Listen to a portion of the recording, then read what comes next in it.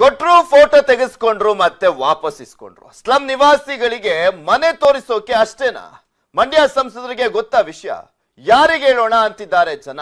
ಕೊಟ್ರು ಕಿತ್ಕೊಂಡ್ರು.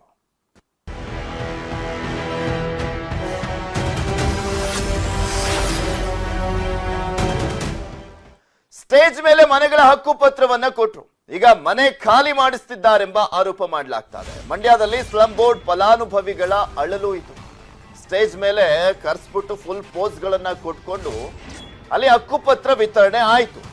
ಆದ್ರೆ ಅದಾದ್ಮೇಲೆ ಆ ಹಕ್ಕುಪತ್ರ ಅವ್ರಿಗೆ ಸಿಕ್ತಾ, ಆ ಮನೆ ಅವ್ರಿಗೆ ಸಿಕ್ತಾ? ಇಲ್ಲ. ಮಂಡ್ಯದ ಹಾಲಹಳ್ಳಿ ಬಳಿ 632 ಮನೆಗಳ ನಿರ್ಮಾಣವನ್ನ ಮಾಡಲಾಗಿದೆ. ಇದು ರಾಜೀವ್ ಗಾಂಧಿ ಆವಾಸ್ ಯೋಜನೆಯ ಮನೆಗಳು. ಅಕ್ರಮ ನಿವಾಸಿಗಳ ತೆರವಿನ ವೇಳೆ ಸಕ್ರಮ ನಿವಾಸಿಗಳನ್ನ ಕೂಡ ತೆರವು ಮಾಡಲಾಗಿದೆ. ಬೀದಿಗೆ ಬಿದ್ದಿದ್ದಾವೆ ಸುಮಾರು 10 ರಿಂದ 15 ಕುಟುಂಬಗಳು.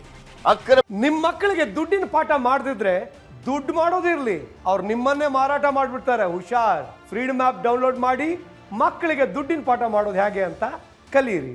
ನಿವಾಸಿಗಳು ಅಂತ ಖಾಲಿಯನ್ನ ಮಾಡಿಸಿದ್ದಾರೆ ಅಧಿಕಾರಿಗಳು.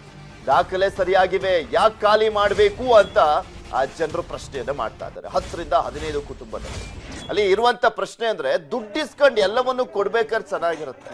ಅವಾಗ ಮಾಹಿತಿಯನ್ನ ಕೂಡ ಪಡ್ಕೊಂಡಿರ್ತಾರೆ. ಅದಾದ್ಮೇಲೆ ಅದ್ ಹೆಂಗ್ ಮಾಹಿತಿ ಮಿಸ್ ಆಗುತ್ತೋ ಗೊತ್ತಿಲ್ಲ. ಹಾಗಾದ್ರೆ ಈ ರೀತಿಯಾಗಿ ಹೊರ ಕಳಿಸಿದಂತ ಸಂದರ್ಭದಲ್ಲಿ ಎದ್ದೇಳುವಂತ ಪ್ರಶ್ನೆ ಅಂದ್ರೆ ಇದಕ್ಕೂ ಮುಂಚೆ ಇವ್ರು ಯಾವ್ಯಾವ ರೀತಿಯಾಗಿ ಅಕ್ರಮವನ್ನ ಮಾಡಿದ್ರು, ಭ್ರಷ್ಟಾಚಾರವನ್ನ ಏನಾದ್ರೂ ಮಾಡಿದಾರ, ಮುಂಚೆ ಮನೆ ಕೊಡ್ಲಿಕ್ಕೂ ಮುಂಚೆ ದುಡ್ಡಿಸ್ಕೊಂಡಿದ್ರ ಅಂತ ಪ್ರಶ್ನೆ ಎದ್ದೇಳ್ತಾ ಇದೆ.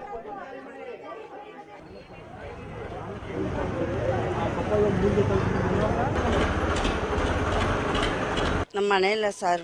ನಮ್ಮ ಮನೆನ ನಮಗೆ ನಮ್ಮ ಮಗಳ ಮನೆಗೆ ರೇಷನ್ ಕಾರ್ಡ್ ಕೊಟ್ಟಿಲ್ಲ, ಎಲ್ಲ ಪೂರ್ತಿ ಕೊಟ್ಟಿದ್ದಾಳೆ.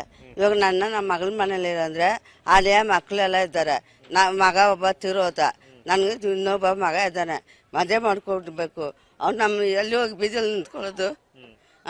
ಈ ಕಡೆ ಮುದುಕು ಒಂದು ಐತೆ, ತಮ್ಮ ಇದ್ದಾನೆ. ನಾವು ಎಲ್ಲಿ ಹೋಗೋದು? ನಮ್ಮ ಮನೆ ಕೊಡೋಲ್ಲ ಅಂದ್ರೆ ನಾವು ಎಲ್ಲಿ ಹೋಗೋದು? ರೋಡ್ಗೆ ಬರೋದಾ? ಇರೋದು ಒಂದು ಮನೆ, ಆ ಮನೇನ ಕಿತ್ಕೊಂಡ್ರೆ ಏನ್ ಮಾಡೋದು? ಮನೇನು ಇಲ್ಲ, ಬೇರೆ ಮನೆ ತೋರ್ಸು ಇಲ್ಲ ನನ್ಗೆ. ನನ್ ಬೇರೆ ಮನೆ ಹೋಗಕ್ಕೆ ಅಡ್ವಾನ್ಸು ಇಲ್ಲ ಸರ್. ಎಲ್ಲಾದ್ರೂ ಮನೆ ನೋಡ್ಕೊಂಡು ಹೋಗ್ತೀನಿ ಅನ್ನೋಕ್ಕೂ ಅಡ್ವಾನ್ಸ್ ಇಲ್ಲ. ಮನೇನು ಇಲ್ಲ, ಬೇರೆ ಮನೆ ತೋರ್ಸು ಇಲ್ಲ ನನ್ಗೆ. ನನ್ ಬೇರೆ ಮನೆ ಹೋಗಕ್ಕೆ ಅಡ್ವಾನ್ಸು ಇಲ್ಲ ಸರ್. ಎಲ್ಲಾದ್ರೂ